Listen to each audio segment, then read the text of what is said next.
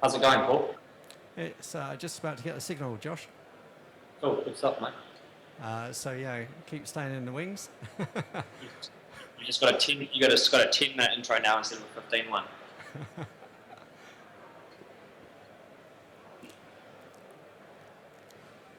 I could do with some water, I tell you. I'm gasping. Here we go. And look, I'm looking at the site. It's connecting now, Paul. Is it? Okay. So you know that, I mean, you're going to close it down before you speak, yeah? So that Yep. you don't get any echo or anything like that. Yep. How's it going, Paul? It's just about to get the signal, Josh. Cool, good stuff, mate. So yeah, keep staying in the wings. You just got a 10-minute intro now instead of a 15 one.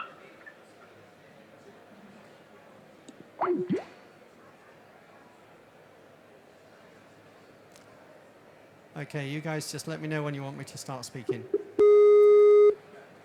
Okay, but I'm going to hear him in the background. You know that, I mean, you're going to close it down before you speak, yeah? So that I don't get any echo or anything. I'm over. Yep. Just about to get the signal, Josh. So yeah, stay in the wings. My name is Paul Cook, and my company is Planet Biz, and I'm delighted to welcome you to Event Camp Middle East 2014. We're live from GIBTM in Abu Dhabi. We're actually in the Abu Dhabi National Exhibition Centre right now, and I'm surrounded by people that are that have got their exhibition stalls and everything else like that going on. We're having a little bit of technical challenge right now, but not to worry. Event Camp is all about trying something new, and that's what we're doing here today. We are breaking some new barriers, breaking some new grounds, because that's what Event Camp is all about.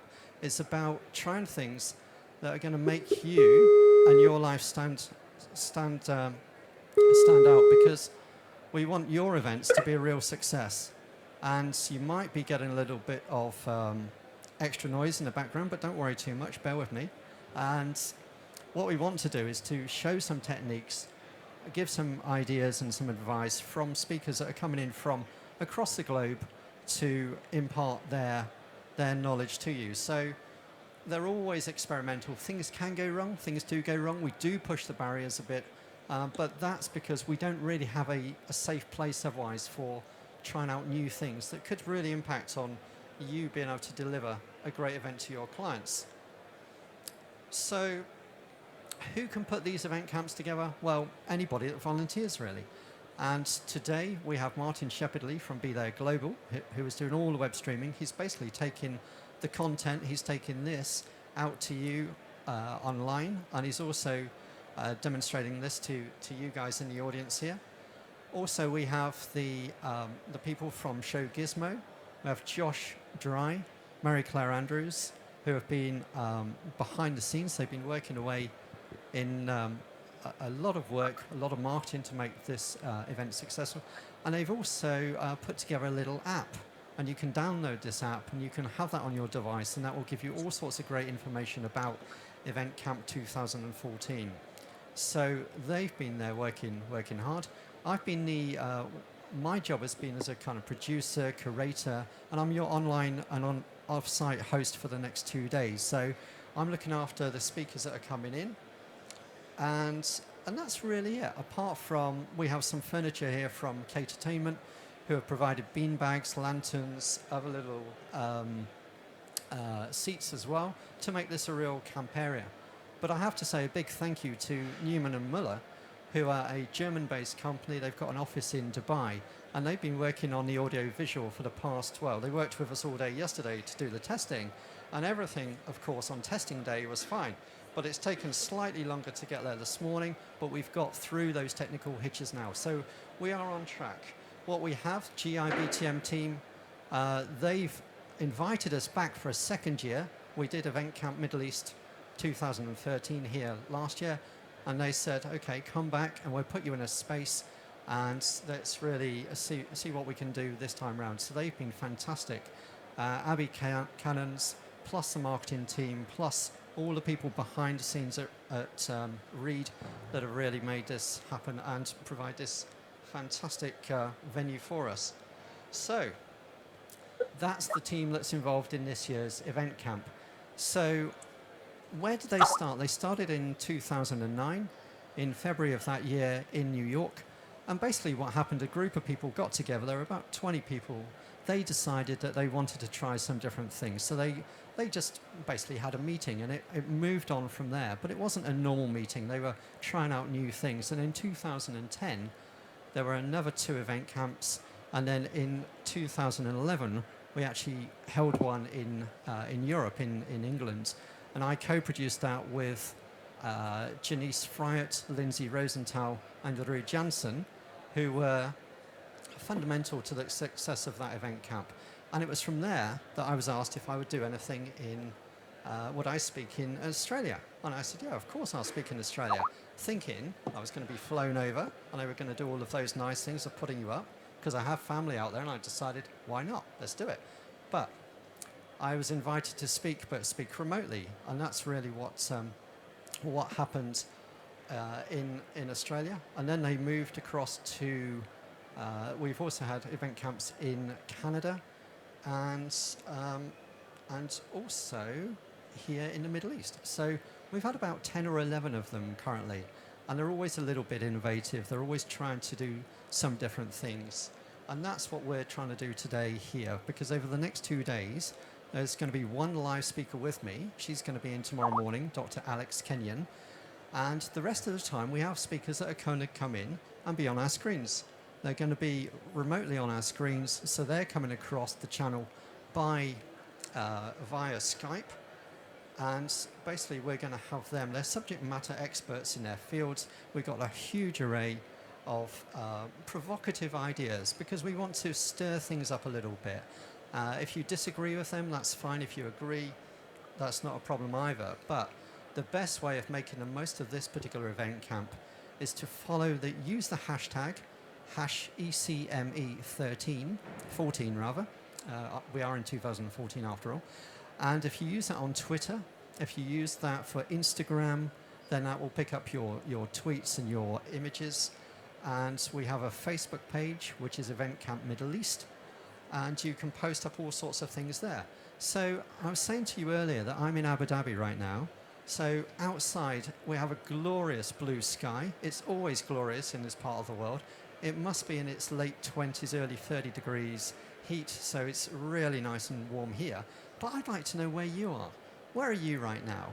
Why don't you just tweet me? Just tell me where you are and join the conversation. So use that hashtag of #ECME14 and just tell me, where are you? Are you in Canada? Are you in New Zealand? Where are you tuning in to see us from? Because we'd like to hear from you. So share the love, let people know that event camp is going on right now. So if you do that, there is a viewing page, and it is bit, so just bit, full stop, then ly, and then / event CME14, and that's where you're going to see all of the action, all of the tweets, all of the social media that's going on. And I've also got people in the room. I've got Megan McLeod that's going to be looking after the social media and watching what's going on and responding to your comments. If we don't get to all your comments, please keep sending them in, because we're going to make sure that the speakers respond to you. We're going to make sure that they have a good look at what's going on, because obviously the event is today and tomorrow, but we want the conversation to continue long after we've been and gone from today. So I'm just having a quick look at my guide here, my iPad, because hosting for 2 days, I decided I'd take a little prop, and it's very useful. It can keep me engaged with the social media and seeing what's going on there, but also I can remember, as importantly, not to miss anybody out. And I'm getting signs now. This is the Sustainable and Questioning edition of Event Camp. This is the one where we're bringing these remote speakers from different parts of the globe in. We're not flying them in. They're merely coming in over the technology that we have. And we're going to start very soon with Josh Dry. And Josh was instrumental. He's been instrumental in a number of event camps. One in Australia, two in the Middle East, and another one that we did in the Middle East together last year. So he's going to come in remotely. And one of the reasons that I asked him to talk to us this morning was really when he asked me to speak, he said, I'm not going to fly you out. In fact, I'm not going to fly any international speakers out because their event camp, they wanted to go for a sustainability qualification, a certification rather. And so I want Josh just to tell us a little bit about that, and also where event apps fit into that whole sustainable landscape as well, because you don't need to print out pages and pages of documents if you've got them on your device. So Josh, I'm going to come to you now. I'm getting a signal that you're good and you're ready for us. So if that's right, then I'm going to disappear to the back of the room, but in the meantime, keep sending your tweets and everything in, and I will be back to ask Josh some questions after he's spoken. If he does go on too long, I will interrupt him, and he knows that. So welcome, Josh. He should be appearing on our screen any second now, and he is about to be pushed through into the room. And hello, Paul. We are almost there. Are we almost there? Yes, he's going to come through. Is he here? Hello, Paul. Would you like to share your screen, Josh? Paul, yep, I'm sharing my screen now. Sharing your screen? Yep. Okay, so we're just let's just keep an eye on the finger here and see what's happening. I'm sure he will be in a moment. I can see him in the bottom corner. I know he's there because I've spoken to him only a few moments ago, and he's waving at me. I don't know, the online guys, we will be there. Hello, Paul. Right, okay, so we can hear you in the room. All we need to do now is to be able to see you, and then we are off to a flashing start. Just to give you some background, Josh is actually 9 hours in front of Abu Dhabi time right now. So for him, it's evening over in New Zealand, and he is in New Zealand. So we're almost there, but you're not quite on the big screen yet. So okay, so can you show your PowerPoints, Josh, for us? That would be really cool. We may not be able to see you, but why don't you just plug in your PowerPoints, and then we there you go. That is fantastic. Josh Drake at showgizmo.com. That's his contact information.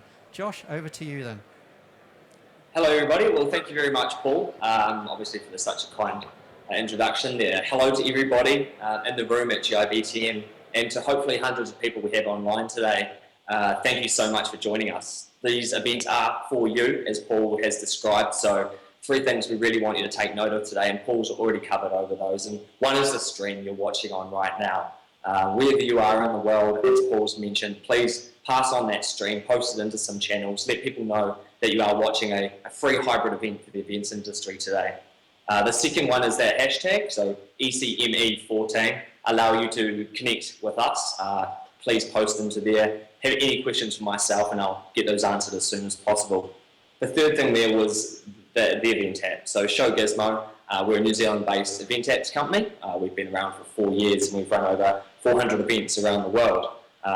We put it in play today as part of our sponsorship of the event. So please do download Show Gizmo. It's called Show Gizmo. Download it to your iPhone or Android, or you can use the mobile web link. If you're watching on the web stream, those links are just down below the Twitter feed in there at the moment. So please, as we said, this event is for you, created for you. So please get involved and engage as much as you want. The last few things I need to say is obviously a huge shout out to Paul Cook of Planet, who's brought everything together to make the event today. Martin Shepherdley of Be There Global for offering us his streaming technology, which we're utilising today, and obviously GIVTM to have us back again for a second year. I was lucky enough to be there last year, and again streaming into you from Wellington, New Zealand, as Paul mentioned. It's 8 p.m, just past 8 p.m. on a Monday night, coming to you from there. So again, you'll hear me mention why I love such events, and that is obviously a crux of why I like doing such things as this. What are event camps? Obviously, we're going to give a quick gloss over this. To me, it's the sharing of content. We hear content is king so much in this industry, but it really is in event camps. We leverage off the speakers. You're going to hear from 11 amazing speakers over the course of these 2 days. All experts in their field, all giving up their time for free, sharing the information that they've gathered, latest trends, technologies, insights into our industry providing them free for us. That to me is the crux. It's the people involved in presenting towards the audience. That photo that we've got over there on the right, that's Ruud Janssen coming in from Switzerland. On the right are his slides. That big screen over on the left is a Twitter wall streaming live into the crowd there in Bahrain. As you can tell, we've got a lot in play. We're streaming Ruud and filming that and putting that online. He's coming in from Switzerland into Abu Dhabi, and everybody in that room is watching all the tweets coming from around the world. So what does that do? Well, it allows you to attend from anywhere, allows you to attend from anywhere and speak from anywhere. So that's the crux of a hybrid event, allowing people to come in, come out. The sustainability, which I'll touch on, it's second to none. It can't really be beaten. So that's, again, why we love these events. And look, any sponsor and organisers can make them happen. As Paul's already said, Event Camps spun off a hashtag, EventProf, so Event Professionals on Twitter. They got together once a week talking about what was going on in the industry, trends, technologies. They then decided, let's run an event. So they came up with the first one, as Paul mentioned, in 2009, and everything's really snowballed from there. Well, why do I love hybrid events? Why do I give up my time like Paul has and Martin has and a few others to create such things? Look, I'm currently in Wellington, 8 p.m. on a Monday night, as I've already mentioned. And that to me is the crux of it, where I can be streamed into in a room halfway around the world. There's no extensive costs. Well, for event camps there isn't. For hybrid events there is. And I'm sure Martin can give you some insight into that. What I mean by no extensive cost is everything's sponsored for event camps. So on the right there you can see some photos from event camp Down Under. That was in Sydney in 2012. Up the top is the first time I actually met Paul Cook, and that's him streaming in from the UK. Up behind myself, Steve McAbee, Touches, and Danny Corcoran of GPJ. Down the bottom is our tech team. That's AV1 and Streamgate, who we use for event camp Down Under. Obviously, there's a lot of kit involved, so obviously getting it sponsored is crucial for us. Not being able to have a budget for any of these events or selling tickets, and that comes to my next point with inclusive and interactive. We're inclusive. We're allowing anybody around the world to join us today.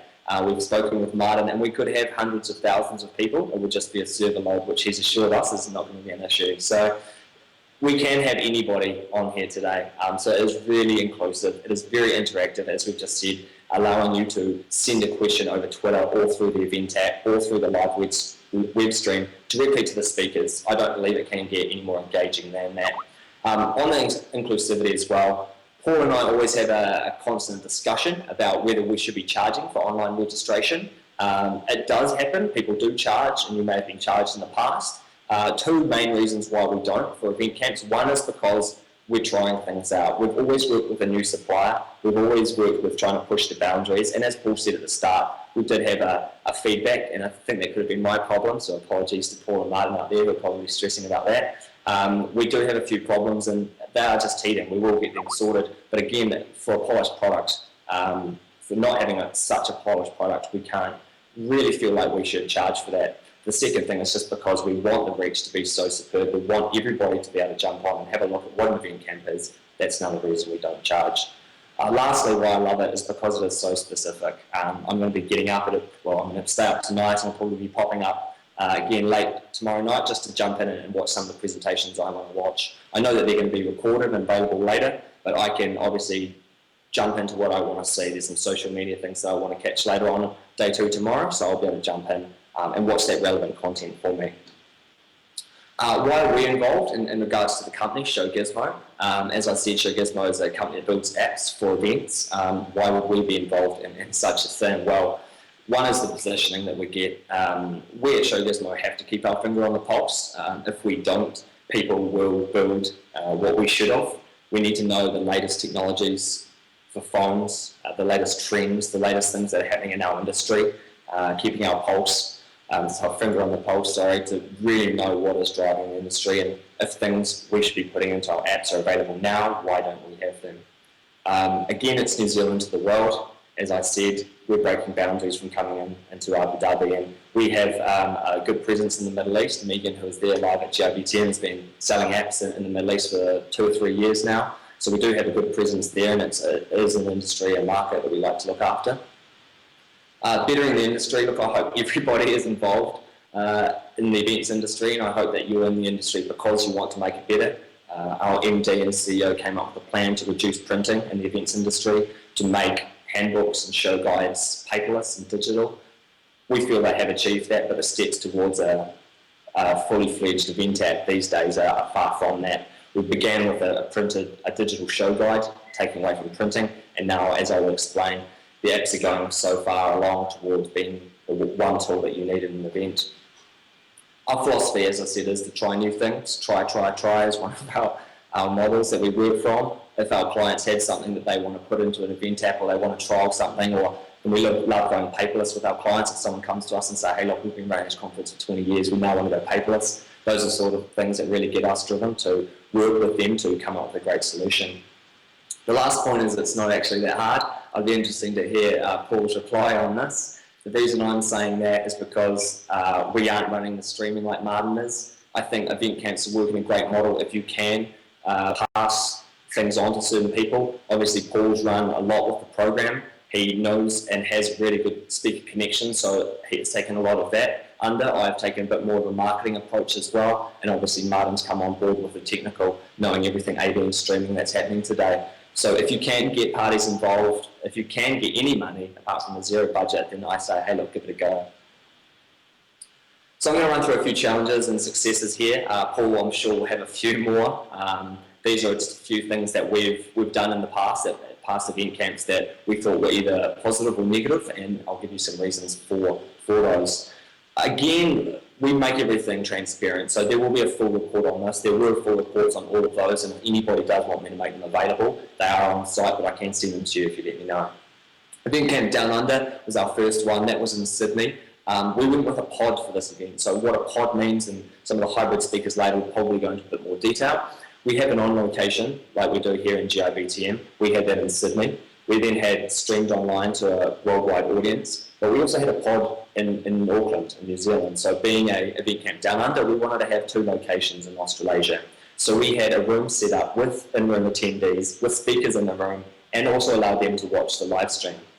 So that was a pod mentality. We actually haven't gone back to that recently in any of our event camps, and one of the reasons for that is, as you'll know, it's dual location. As soon as you bring a second location, you need to double up on everything that you have, and working with no budget, it's quite hard to do that. So the coffee, the food, the furniture, the AV, the streaming, all needed to be in 2 places. So although it worked great for us, and we did have a great community inside the Auckland pod, it's something that we've decided to take away from the other events. We did have very heavy streaming of tech, and I showed you a photo of that earlier. It's a bit held back from what we've done in the past as well, but it was great to obviously have that support to know that that's how much tech needs to be in play to get these things done. The social media concierge, and I'll touch on that again, it was something we trialled and ran with at Event Camp Down Under. Basically, it was me, and you'll see a photo later on of myself sitting behind the speakers, like Paul may be doing in the room today, monitoring the social media, and any questions that come in, live feeding those back to the speakers. So we've told our speakers that all questions will be coming in via Twitter and the app, and that if we had any questions that needed to be answered straight away, we would just interrupt that speaker, liaise that question back. So for the people from all around the world, any country, send in a question, have that answered straight away by the speaker. That's engagement that we really loved, and something that we have run with throughout the rest of the camps.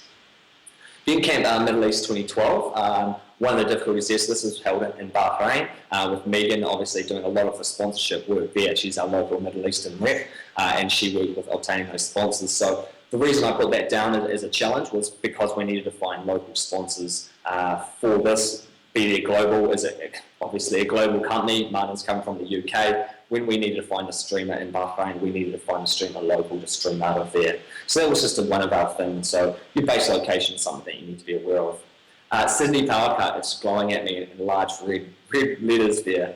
It was a very tough thing the morning of, so we were told about an hour before Event Camp Middle East 2012 was about to go live that all of Sydney had a power cut. We spoke to Annabelle Stewart of Sydney Convention Centre, who informed us, which was really great, that Sydney hadn't had a power cut in 14 years, and here we were the hour before we were supposed to go live. So risk management of that, what we did is, because we had great tech and social media in play, I could come into that early session, so I ended up speaking first when we were supposed to be streaming Sydney in, and then we basically moved everybody forward. We cut off 45 minutes at the end of the day for that session. The reason we could do that is because we use the digital means to provide the program. We changed that in the event app. We sent out notifications. We utilised social media. Those were the things that helped us make that turn into a success from obviously being rather large risk there. So last year we were at GIBTM, first at a major trade show.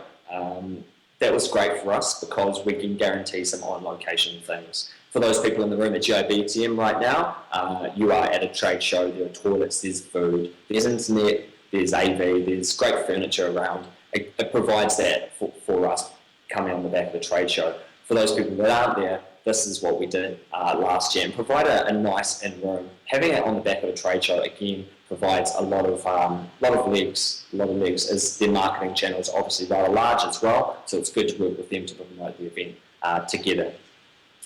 Last year we also worked with a speaker pull-out on the day. Not ideal, something that couldn't be handled. We had testing done, we had everything sorted. The speaker had to go into a meeting, which they told us was almost life and death, so that was the way it was. What we did to make up for that is Paul, again through his speaking channels, he was able to bring in Alan Stevens, who I believe is speaking after me as well. So he's a UK event professional who we basically interviewed live on air for half an hour about being a hybrid event speaker like I'm doing now, and the things that you need to be aware of, the things that are in play. So that was great. We turned, again, a heavy risk of a speaker pulling out into a benefit. And Alan was actually one of the most well-received speakers last year, so that was a great thing. So what I've referred to, again, is these good event techs and social media that we've been able to avert heavy risks by using. So having them in play, having an event app, having a site and channels where people are, and being able to push messages to them over the course of the event really helped us in those situations. I'm further going to go into a bit of event technology here that adds value, and I'm not going to talk about the latest fads or gizmos, for a better word. Event technology that adds value. Registration. So again, it's something that you should see part and parcel of every event, but it's never done as well as it should be. It should be seamless. We at event companies work a lot now with big registration systems, so we pull a lot of data from them, and we see that the information that comes across for registration, we didn't have it for this event, but it should be, again, seamless for delegates. It should be one experience. Enter your details once, and across it goes. Nobody likes to fill in a form. With event tech, registration systems and event apps, we build APIs now, so they are talking to one another. So as soon as you do enter information in one end, it comes out the other. So look, all I'm saying is if you are organising events, ask your registration company if they do plug into any event app companies as well. Look, lead generation. This is something that you see at events. It's very big at expos and trade shows when you're given trackers, and a lot of people would have seen those trackers at events. Gone are the days of bringing in any other equipment. It's the time of BYOD, and it's bring your own device. Everybody has a smartphone in their pocket. Everybody who is attending conferences these days has either an iPad or some form of tablet. So why not make the lead generation, make the scanning of QR codes, make the scanning of business cards readily accessible for those people. The same with communicating and document sharing. Why not do it through the apps? Why not do it with social media channels? You know, fish where the fish are. It would be impossible for us to get all the information out to these people by sending handbooks or printed documents. We have to use something like an app. We have to use digital means to communicate to these people. And I just believe that is the way that it's going further and further. Attendee feedback is another thing. When event apps began, as I referred to earlier, they began as a digital show guide. They were a replication of a handbook. What they are now is they're giving two-way communications. So there is that social media channels, there is live polling, session, event surveys, speaker ratings, all those things you can do through ShowGizmo and Test today. However, I think that is where we're going. We're starting to replace live polling handsets and trackers, putting everything onto the mobile and utilising that as the one tool to rule the event. Live streaming and AV adds a tremendous amount. You can see, as I said, the love I have for hybrid events and events that bring in a streaming element. You just need to look at what's taking place today and understand that this is event technology that is adding value. So why bring event technology? Look, to achieve your priorities. You can do some great stuff, but when you know is that tech, is that social media for you? Everybody wants continued networking. Everybody wants life of the event to continue, to have that longer tail at the end. to increase a community, to grow a community. All those sorts of things can be done with good tech and social media. Everybody that's downloaded the event app today, that'll be available for the next 12 months. So what we're doing is allowing that communication to continue. The feedback and reports for speakers, again, that's crucial for speakers, knowing how they went. Please rate me, please give me feedback so I know how good my content was, how good was my delivery. That's making it better for me for next year.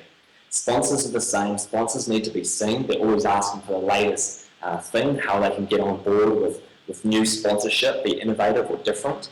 And also what they want to do is associate their brand with a great experience. So if you are bringing in a new tool, if you're bringing in a Twitter wall, if you're bringing in an event app, get some sponsorship. Send out a sponsorship document, get that covered, bring it in. Your sponsors will love it. Digital information, again, everyone knows the benefits of digital, shareable, instant, and sustainable. I'm touching on sustainability a lot, so I'll try and stay off that word quite a bit, but what you understand is that all good event tech and all good social media does bring sustainable elements towards those aspects of the business. Priorities and benefits for social media. Again, it's keeping that tail running. This is me at Event Camp Down Under, having a good laugh there behind Joey and Callaway of Info Salons. We had Tweet Us with ECDU12. So people were tweeting in and we're responding directly to all the speakers with that.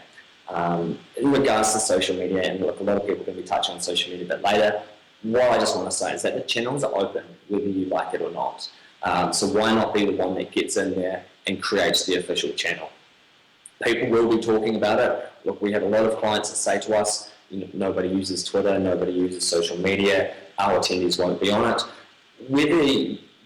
Whether that is true or not, there will be 2 to 5% at any event of people that will be utilising Twitter. I read an article earlier today that Australians use smartphones more than they use their TV at home. This is where we are evolving towards. If you don't open up those channels and open them in an official, strong way, then people will do that themselves, and then you won't know where they are and you won't be able to control that information. I've got 2 hashtags down there. I'll try and let you figure out the first one. That was when Susan Boyle released an album last year. The second one is when Margaret Thatcher passed. A hashtag was spawned, now Thatcher's dead. Everybody thought it was now that Cher's dead. So poor Cher got a bit of a battering on the internet for a couple of weeks there. But you can just understand that that is the sort of thing that happens if you don't control your own social media. So again, achieving the event objectives as an organiser, well, why do we use it for this? Well, one, we're increasing reach. Everybody's tweeting with ECME14. Everybody who tweets that has the ability for their friends, their followers to see that and join us for live. Increasing the engagement, again, you can send a message back to me directly and I can have that answered at the end of this presentation. We're staying digital. We're capturing leads. Everybody that obviously jumps on to the app, everybody that tweets us, we get a connection of that. We build a community from that. The last one is just status and kudos as well. So being attached to such events is a great thing. Right, well, I'm going to make some predictions now. Where we headed, touching on event tech quickly. IPS, and look, I've thrown in some acronyms here just to skew, but if you have these will be available. If you don't want to write them down now, they'll be available afterwards. IPS refers to the indoor positioning system. So that is when Google sent around robots to map out our street view. What they're doing now is they're putting that inside convention centres. So very soon mapping technology is going to get a lot stronger for events. RFID, radio frequency identification, allows you to basically tap and go. If you are in Australasia and you've seen the pay-as-you-go, that's what we're referring to. A lot of people thought they were going to be in the iPhone 5. Alas, they were not, but something that will be coming. AR is augmented reality. Now, really interesting stuff. If you're that way inclined, you think augmented reality is something that you could be interested in, please check out Kudan. Tom Ono, the owner of Kudan, spoke at camp last year. He's in Japan, and if you Google Kudan, you'll see a lot of great examples online. HUD is a heads-up display. I hope everybody listening has heard of Google Glass. If you haven't, please jump on YouTube in the break and look at Google Glass. If you have heard of Google Glass, I refer you to Corning now. Corning is a company that's taking on putting displays directly into screens. So, Josh, Yes. I'm just going to ask you right now if you can you just switch your screen so that you can make yourself the focal point as opposed to the presentation, just so that we can see you on the switch between the two, if that's possible. Okay, we should probably almost have you in a moment. But great presentation. I've got a couple of questions around this whole business. Sorry, I'm getting some instruction from the back of the room here. No worries. Okay, stop your screen sharing and then we'll see you. Sure. Okay, do you want to do that? And then you'll be in the room with us. Okay, brilliant. So, where's Abby Cannons gone?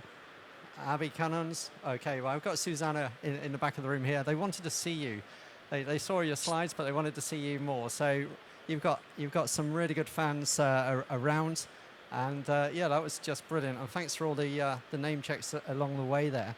I was going to ask you, in terms of the what you're seeing in event apps take off in your part of the world, in Australia and New Zealand, are people now used to the idea that maybe they don't need to carry a big program, a big directory around, or what's the rate of adoption where you are currently? Yeah, look, Paul, it's something that I thought would be coming a lot faster to the industry. When I joined the company 3 years ago, look, I thought we had to move. Like, we were riding that sustainability wave. Alas, it hasn't really happened. Yes, there are more smartphones, we're riding that wave too, but getting into people's heads that they're only using that program, for half a day, they're throwing it in the bin afterwards, and they're never going to look at it again. It does take a lot of education. We work with our clients sort of on a per event, a year by year basis. For the first event, what we'll do is we'll say, you're paying $3,000 for an event app. Why not reduce your printing by 30%? 30% for your first event is pretty standard. Then the next year, what you do is you look for probably a 50%, 60, 70% reduction on printing. You're obviously getting that app sponsored.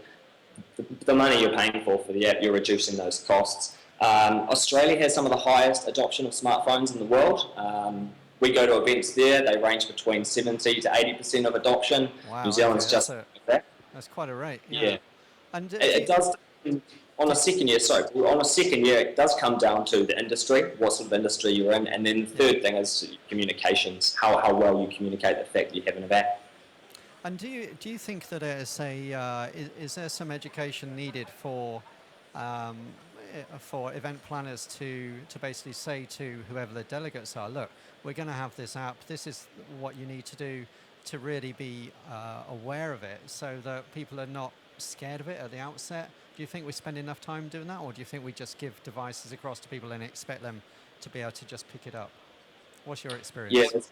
Yeah, that's a really good one. It does take a lot of education. There's a lot of education, and look, I mean, I do a lot of event concierging, which means that I'm at an event and I'm talking to all the attendees about how to get the app, how to download. A lot of the time, you are doing general, what's my iPhone, password. How do I get to the app store? Have I downloaded an app before? All sorts of questions. That is, learning about the device itself. When it comes to the app, obviously we have a communications timeline that we pass on to our clients, telling them of certain points that they need to hit. But it is one of those things. With any event technology, there is a certain amount of knowledge and education required, and you guys, and that's what we do a lot. Yeah, you're constantly updating, constantly innovating. I know you're doing some great work with the beacons right now, so looking forward to those new developments. I'm going to bring this particular part of the session to a close, but people that want to get in contact with you, josh@showgizmo.com is where you're found, and I know that you'll be happy to take questions long after today, so you can correct me if I'm wrong, but I'm getting a nodding head, so that's great. We're going to let you go now, but we do hope that you're going to stay with us for as much of the next couple of days as you can. I know that you referenced Alan Stevens earlier in your presentation, and he is coming on in about 4 hours' time, so we've got a little bit of a time to wait for him. But the next lady that's up, Shauna McKinley, she's going to be really interesting to help understand those sustainable and hybrid intersections that we have in our industry that's going on. So whilst we're just getting her teed up, The only way we can do that, Josh, is by sadly waving goodbye to you and dropping the connection so that we can then ring her and get her into this room. But thank you for everything. Thank you to Marie Claire. And Marie Claire, what a great picture of you in the hotel in Australia, in Sydney. That was brilliant. Keep sending those pictures in. That's just fantastic to know where people are coming from. So thanks, Josh. And from all of us here in the on-site audience, the physical people that are with me in the room, then goodbye and thank you again. And I look forward to our working together on the next event camp. Yeah, look, thanks very much, Paul. I had just the last slide to post up there as well, so I'll just post that online to anybody who is listening. I'll just post my slides into Event Camp Middle East hashtag on Twitter, and also they'll be available beside all the speaker videos when they get loaded up to GIBTM. So yeah, thank you very much, everybody that has been logging in around the world. Thank you very much, Martin and Paul and GIBTM for your work as well. I'll be online and I'll speak to you all soon. Excellent, and keep the tweets coming in. All right, thanks Thank Josh. You. And we'll Cheers, see you Dave. later. All right, take care. Cheers. So that was Josh Dry from Show Gizmo. He was our first speaker of the 9 remote speakers that we've got coming into Event Camp over the next 2 days.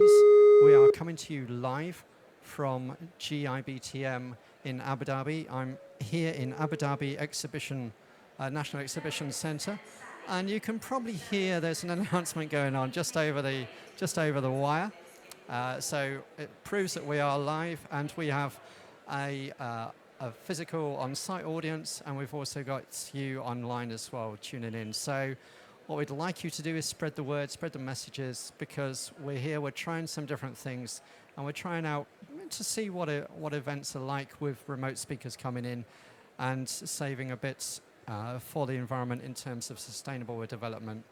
So our next speaker is being queued up in the wings, but where you want to follow us, there is a Facebook page, which is Facebook Event Camp Middle East, and you can go on there, post up comments. If you use the hashtag on Twitter or Instagram, it is #ECME14.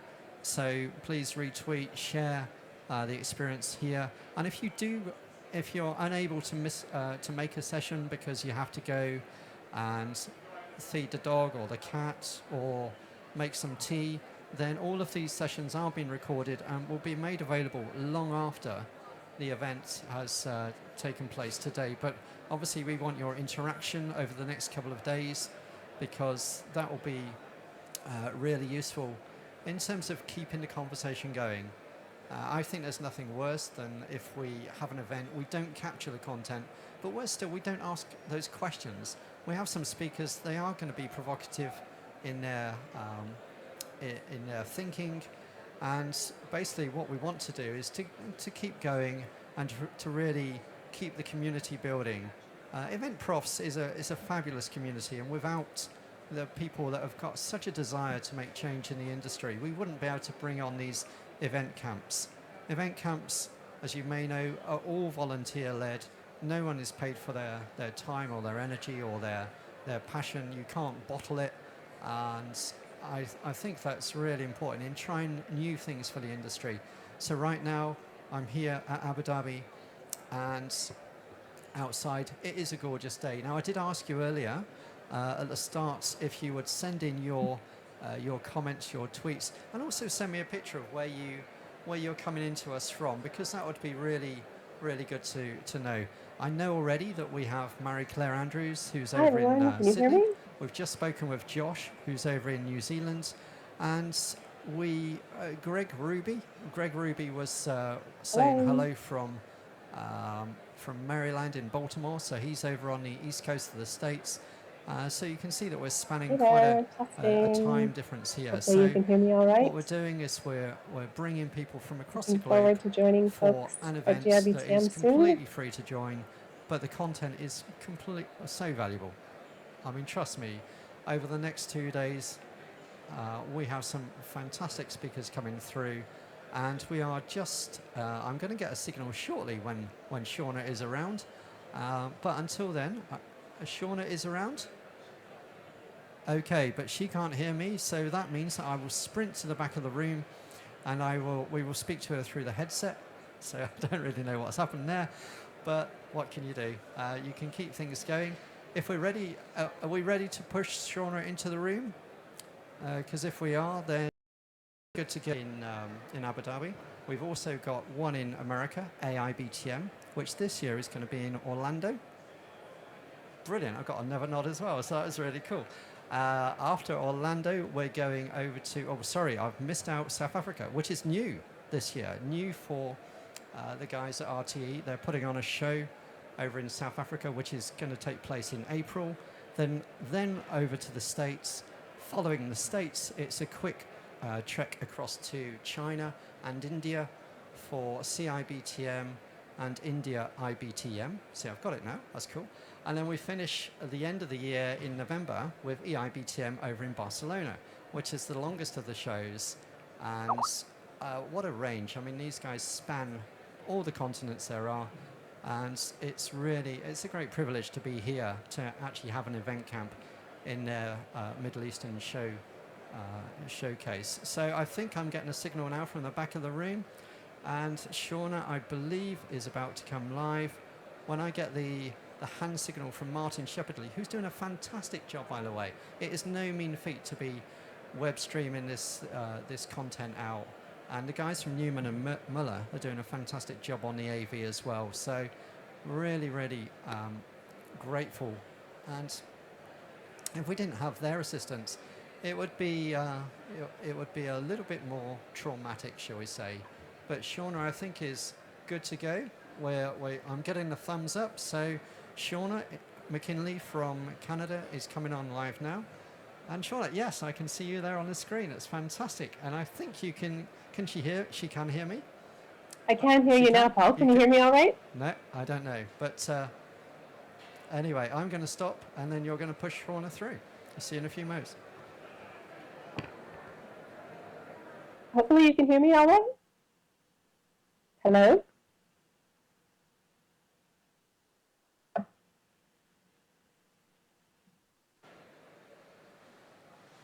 Hi, Shauna. So we can hear you. Okay, perfect. So I'm good to go. I wasn't sure. Excellent. So the guys managed to resolve those issues that you had earlier. So it's always a little frustrating where you can't quite know if people are they hearing me? Can they see me? That's the most important thing. And we could hear you slightly. You couldn't hear us, but after a lot of trial and error, we've got to that point now where we're actually really good to go. So you were saying it's cold over in Vancouver. Outside my door, it's 29 degrees plus. So what temperature have you got over there in Vancouver right now? We've still got some residual of winter here, so we're probably around 5°C, I would estimate. 5 degrees. Oh, my goodness. Mm-hmm. But sorry about painting the blue sky picture, but thank you for coming in this morning. What I asked Shauna to do was to talk about where the sustainable and hybrid event intersections are, because one of my feelings was that maybe we put hybrid events in a category, maybe we put sustainable events in another category, maybe they should be meeting more often. And Shauna's already done some work on the impact of this particular event, because this event with 9 remote speakers, not being flown in, not being housed or any of those things, is already saving not a carbon toe print, but more of a carbon couple of feet, really. So thanks for the work that you've done on that already. And I'm really looking forward to your comments on where you see those intersections and how we might envelop that in our thinking for the event planning world. So I'm going to leave you to your presentation now, and I'll be back to ask a few questions and keep an eye on the Twitter stream. Over to you, Shauna. Great. Thanks a lot, Paul, and good morning, everyone. I hope it's getting off to a good start at GIBTM. As Paul said, it's a little chilly over here, and we're actually just getting ready to head to bed on the west coast of Canada, but I'm not going to complain because I saw on the Twitter stream that Greg Ruby is out there watching, and I think it's probably about 3 or 4 in the morning his time, so at least I get an opportunity to sleep tonight. It looks like he's burning the midnight oil. As Paul indicated, my role here today is to talk a little bit about the intersections between hybrid events and sustainability. And for me, it's a real welcome step backwards because in my day job, I work as a sustainability consultant within the event industry. And what that usually means is someone gives me a call a few months, maybe a few weeks, hopefully a little longer before their event, and asks me, how can I reduce my environmental footprint? How can I do social good at my event? How can I make people want to be inspired and come back again and again so that I have a sustainable event for myself? And one of the things that often dawns on me is, although the stuff we work on to reduce footprint are really good steps to take, if we were able to start earlier in the experience design process, hybrid events really present some exciting solutions when it comes to a lot of the sustainability challenges we have, whether they be environmental, social, economic, or around attendee engagement. So I wanted to go a little bit beyond some of the event camp information and models that Josh just shared with you to talk a bit about what my experience has been in practically looking at the benefits of and some of the challenges of hosting a hybrid event outside of the event camp model. We work with a number of different corporate clients, association clients, and advocacy organizations on their events. And sometimes when you go to implement hybrid events in those practical realities, the situation's a little bit different than when it comes to event camp. So Paul said he'd given me this question of, are hybrid events sustainable? I'm going to unpack that in a couple of different ways. I'm going to look at the environmental perspective and the carbon footprint a little bit. Carbon footprints are something that a sustainability geek like me tends to get a little excited about. But I'm also going to look at attendee issues, so things like how hybrid events can really help to make your event more accessible and more inclusive. Josh talked a little bit about that as well.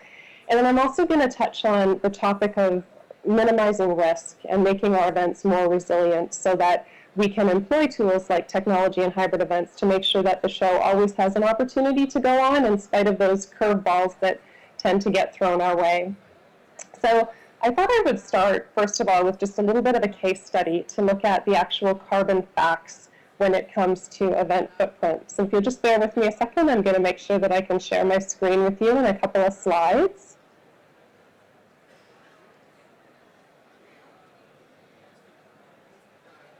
Should be coming through very shortly here.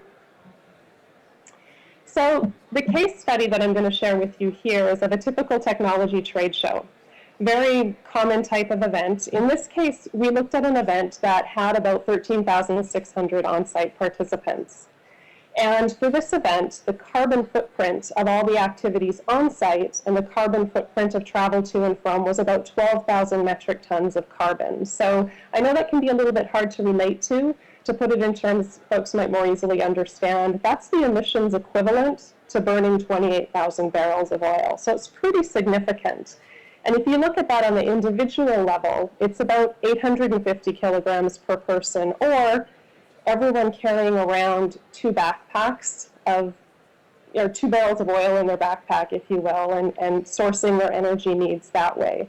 So the impact is pretty significant on site from a carbon perspective. This particular event is really no different than a lot of typical national scale technology trade shows. And actually it's on the lower end of the average. So they're doing quite a good job at minimizing their on-site footprint. The cool and different thing with this event, though, is that they also have a virtual event component. And in this year, the case study that I'm giving you here, they had 3,300 people take part. And the emissions of that virtual event were about 10 metric tons of carbon, or 23 barrels of oil. So already you can see the very dramatic difference. And on the per participant level, the per participant footprint was about 2.3 kilograms of carbon, or less than 1% of a barrel of oil. So quite dramatically different. Now, for me, I'm interested in the carbon story of our events and the different footprints of different kinds of events. And what we find is that with hybrid events, the carbon footprint intensity can really be reduced overall. But for those folks who don't get as excited about carbon footprints as I do, the basic thing to understand here is that we're getting 24% more participation for this event for 7,550 metric tons of carbon less. And that not only has environmental benefits, but it also has economic benefits as well. And in the case of this event, because I'm sure where people are going is wondering, well, how is on-site attendance impacted, and how do these different attendee groups grow or shrink in size or displace each other? And in the case of this event, we've analyzed it for a couple of years, and what we're seeing is that attendance in both environments are actually increasing in the hybrid format as well as in the in-person format. So just one example of the carbon facts of the situation, which also has a bit of footnotes on the economic aspects as well, because of course emissions are an impact of energy use, and energy is a resource that costs all of us and our attendees money. But there's a social component to this as well. So this particular event, just to give you a bit of context, was a registered event. You paid to register in person, and it was free to engage in the virtual component, but you did have to register. In a second example I wanted to share with you here starts to get at some of the social aspects of whether or not hybrid events are sustainable. And this particular organization that we worked with, they made the decision to be very strategic about how they engaged attendees in an invitation-only corporate event. And they looked at who they wanted to invite, and they said, okay, there's certain people that need to be here in person. In this case, C-level executives, sales folks who are looking for business development and sales outcomes. And then they looked at an additional group of people who were really just interested in getting information, expanding their knowledge, and expanding their skill set. And they decided that those two different groups, one was most appropriate to attend in person, the others were more appropriate to attend through an online portal. And they sent out their invitations accordingly and designed two different experiences according to those outcomes that folks were looking to achieve. So in the case of the in-person event and the virtual event, you can also see a bit of the carbon story here on this slide, where we have the in-person event actually much smaller, and it's typically around this size, 1,600 people. The carbon footprint, about 2,300 metric tons of carbon, equal to 500 cars driving around for a year, essentially. The virtual event had significantly more people, 5,700 technical specialists, and it emitted about 6 metric tons of carbon, so equal to 1 car driving around for a year. And you may be asking, well, were those folks in the virtual environment getting less? And what we actually see is that they weren't necessarily getting less or more, but they were getting what they were looking for out of the event. And I think that's a key point to remember here, is that virtual can have its privileges. And in this case, you see on the slides the online portal where people could engage in this event. And they still had cool, exclusive things that they were doing. They were chatting with executives. There was a bit of gamification, achievements, prizes they could win. And they were also getting the information they were looking for and had the opportunity to socially engage, given some of the chat functionality and some of the social media integration. And although it was a different experience, it was tailor-made to get at the outcomes that they were looking to achieve and have them engaged in this type of event. So I guess what I'm saying is virtual can still have its privileges, and it can allow your attendees to get exactly what you're looking for, where you pause and give thought to the outcomes that they're trying to drive towards. Now, those two examples are from the corporate sector, and I thought I would also share with you an example of association realities, because I think at least the clients we've worked with, they've had very different experiences, and they experienced some different benefits. And what I think is really important for associations, because obviously associations are looking to improve member value, and they want to be able to retain members and engage them sufficiently to make them feel like they're included and they're having their needs met. And what a hybrid event format can do is it can really allow attendees to decide to take part according to their own ability and their own means. And I'm going to give you an example of an association that we've worked with over the last 8 years, actually 10 years now. And we're involved in managing their on-site sustainability initiative, but they're also attempting to cultivate a hybrid event format for their annual business meeting. This particular association it's based in the US. They have in a given year 3,000 to 5,000 people who participate in their event. And they move across the country in a 3-year pattern. They go from the east coast of North America to the west coast to a central location. And the reason they do that is because they want to make sure they're accessible to their congregations on a regular basis. But they're finding they have an aging demographic, and they're also finding that in addition to the aging demographic that's on a fixed income, they have a lot of congregational members. This is a faith-based organization who have never really been able to engage in the events at all because they don't have the means to be able to travel and to be able to participate in person. So this organization is starting really from the ground up. I mean, I know Josh talked a lot about technology adoption and how it's really prevalent in certain areas of the world and certain communities, event communities we serve. In the case of this particular organization, they're at the very early stages of just getting people comfortable with owning a smartphone, working a computer, and actually integrating orientation and technologies to their on-site events and to their congregational life so that people can be encouraged to attend the event in alternative formats.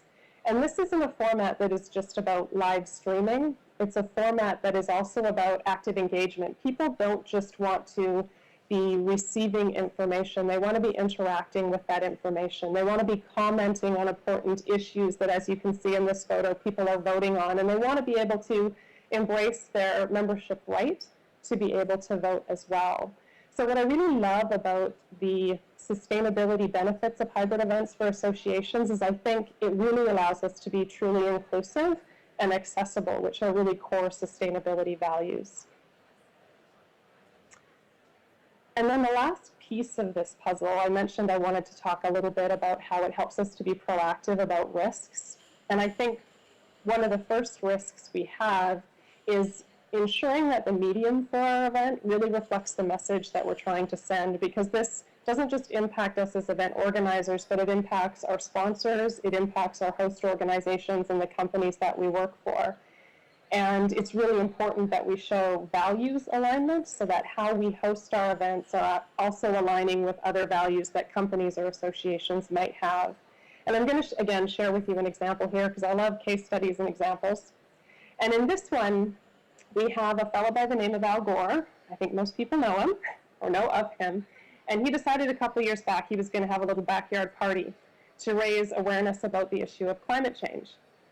And although this Live Earth series that I'm sure most people are familiar with, it was a global concert series to raise awareness on climate change. It was a very inspirational, exciting, momentous event. But one of the unfortunate things that happened was it became a bit of a lightning rod for criticism because people felt that the message wasn't really aligned with the format for the event. And it makes me particularly sad because I know personally a lot of folks who put a lot of time into back-of-house efforts to appropriately manage this event on site to really reduce its environmental impact. And in spite of that, there was still criticism levied. So I find it really interesting now that this event, if you fast forward now about 8 years later, it has now completely evolved into a hybrid event format. And I'm showing you here on the screen the dashboard for the hybrid event Climate Reality Project, which, as you can see now, is completely done via a global 24-hour event that's delivered in a hybrid format. And it's really quite exciting because I think it's really shown how this organization has evolved to stay true to its purpose and what it's trying to achieve, but it's really embraced a hybrid format in order to be able to do that. Now this event, as you can see, it travels across the globe. There are regional cities that come up on an hourly basis where they feature panels and different projects that folks can comment on, learn about, share information about. You'll see there's a high degree of social media integration. Folks can check in and chat, but they can also donate and take action, which is really what the proponents of this event are looking for you to do. So if you do work with advocacy organizations or nonprofits, this hybrid event might be an interesting model for you to look at because I do think they do quite a good job in matching the medium to their message. And then the other thing that I wanted to mention here, this is a bit more of a personal story and maybe there's folks that can relate a little bit. I work for a company called Meet Green, and we service a lot of clients when it comes to their conference needs and their sustainable event needs. And over the last couple years, our event teams they've had a lot of near brushes with event cancellations and disruptions to their event as a result of severe weather-related events. We had team members that were impacted by the eruption of the volcano in Iceland a couple of years back. We had a client who was hosting an annual conference in downtown Calgary when the entire city went underwater in July and August of last year. And we also had an event team that closed an event 24 hours before Hurricane Sandy hit the East Coast.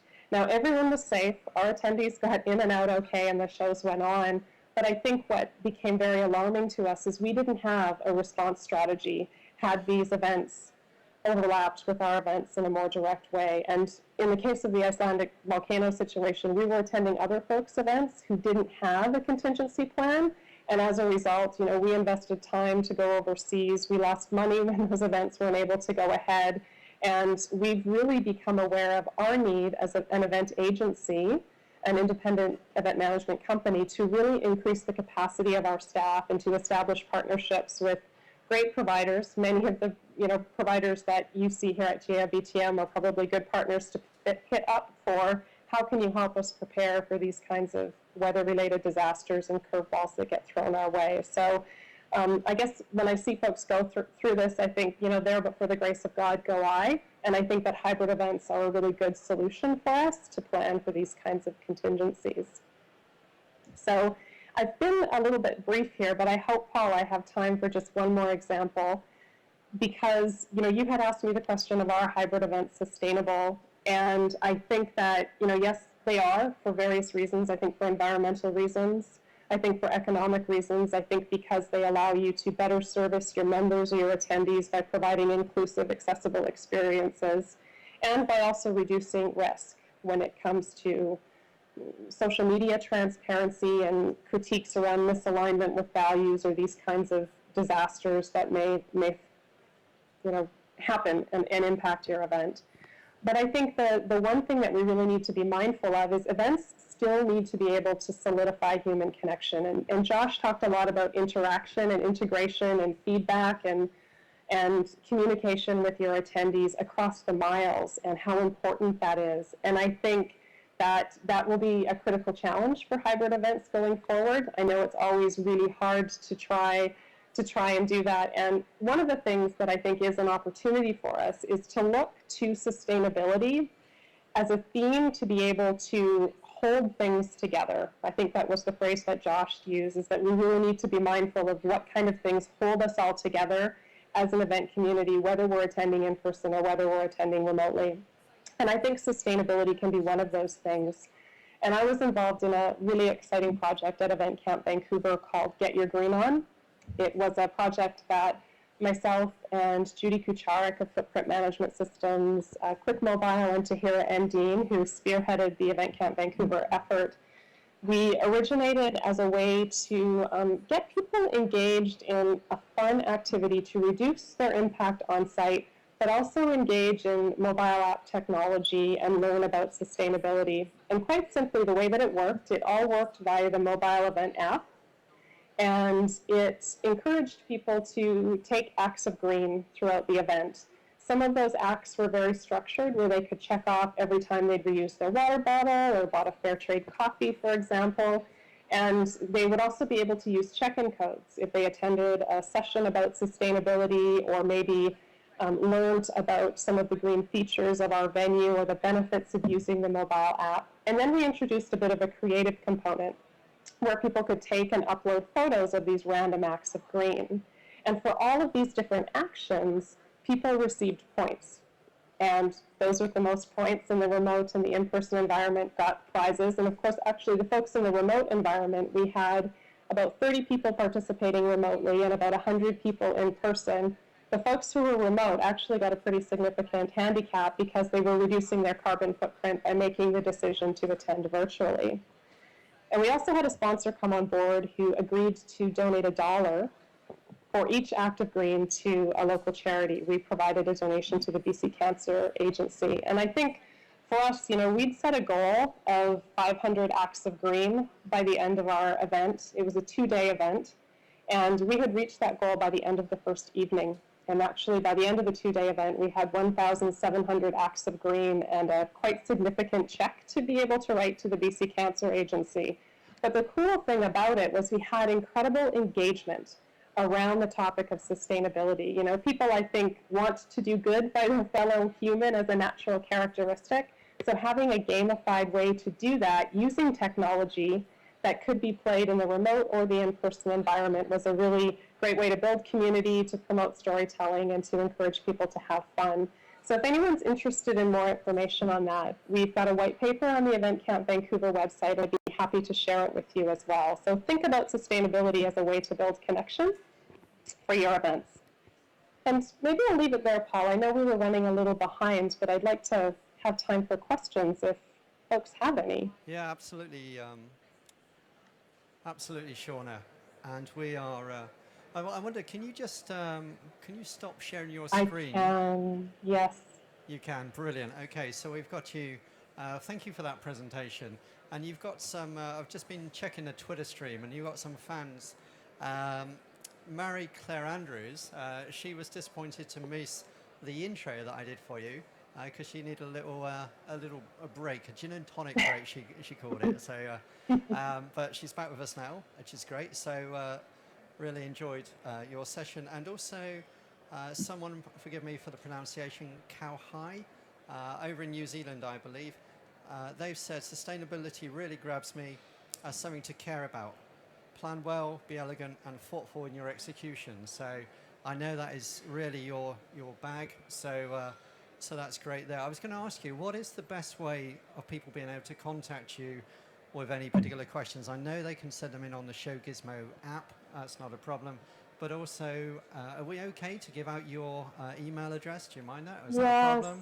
Absolutely. My oversight to not have it on my slides. I've been active in the Twitter stream, so if folks are on Twitter, they can follow me. My handle is S_McKinley, and send me a note that way, or please do share my email contact information as well. Right, okay. So the best way to get hold of yourself is really to follow you on Twitter, and that achieves two things. One, it means that you can decide to respond to them or not, and also you've got another follower, so that's all cool. Yeah. No obligation to follow, just a note is great. But the work that you're doing, and especially with some of the work that you and I are doing as well, in really looking at how speakers are making a difference in terms of if they can't be flown across the globe, if they don't really need to have the accommodation, then that has a big impact on the environment. And that's really where I think we wanted to go today with this particular idea, just to provoke some thoughts. Some people will still say, yeah, but we need to see the speakers there live. We need to have that. But maybe we also need to be ready to have this virtual engagement of speakers being able to do what you're doing, which is presenting remotely.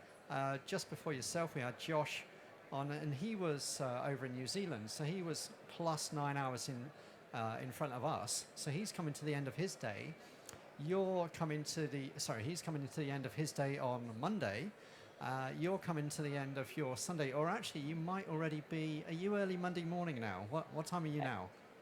We're 1 a.m. Monday morning. Just before 1 a.m. This is dedication, isn't it? This is real dedication in the event profs world to do this. And I know that feeling because when Josh asked me to speak at an event camp, it was very much, would I do a time slot? Yeah, no problem.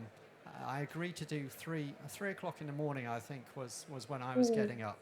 And so yeah, it does take a different way of thinking, I think, that we need to bring into events because it's important. If we can't get the speaker there and we've got the live audience in front of us, then we still need to make sure that we are delivering according to them. And I know that with the Ash Cloud some years ago, there was a MPI Poland Congress where 5 speakers were, I think they were brought in remotely to deliver to the 80 or 90 delegates that happened to be live in the room. So it is one of those measures, and I think if we keep the sustainable aspect in mind with hybrid events, then we can take these events through this community into different places. So, Shauna, I'm going to say goodbye to you now, and thank you. I do hope you can stay with us over the next 1.5 days that we've got of being here at GIBTM.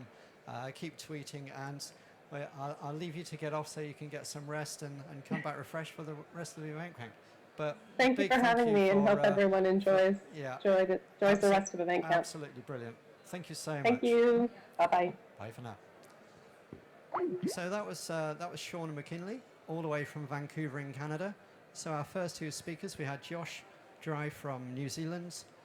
So we've really spanned the globe in the last hour. We've gone from New Zealand, who are 9 hours in front, to Canada, who are several hours behind, and we are right in the middle of the hub here in Abu Dhabi and we're coming live to you from GIBTM in the Abu Dhabi National Exhibition Centre. So what I'd like you to do, as you have been, there are people on the Twitter stream, which is fantastic. Still keep use that hashtag #ECME14 and tell us where you are and what you're doing. Where are you in the world right now? Because that would be good for us to know. And then what we can do is make sure that we can reference you, we can name check you.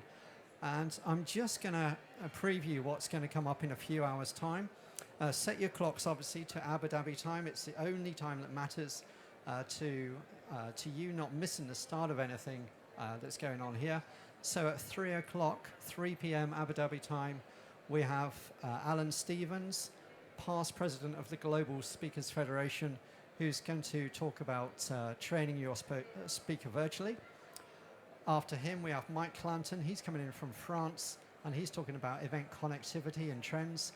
And to finish us off for the day, Kirsha Woodgate is going to take that look at online and hybrid event marketing. What are the secrets? What are the things that you need to be doing to attract the audiences to your event, both if you are holding an event online or whether you are mixing it up and having hybrid and offline experiences as well. So we've got those three speakers coming up today. And just to remind you, if you've missed any of what we said, of what's been recorded, it will be available in a not too distant future, but isn't available right at this moment. So you will be able to see this on demand. But please keep sharing.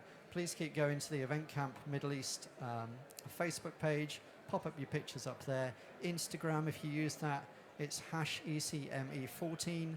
And my thanks this morning for their sterling work go to Martin Shepherdley at Belair Global for arranging the streaming, Newman and Muller for the audio visual, and of course our friends here at GIBTM for still allowing us this fabulous space that we have in this particular venue. So I'm going to close now. I'm going to keep watching the Twitter stream. I'm going to ask you to keep thinking of questions for the speakers that you can see coming up over the next day and a half, and send those in. You can send them ahead of time. That's not a problem at all.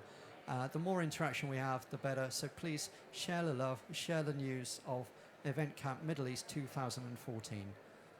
Thank you for now.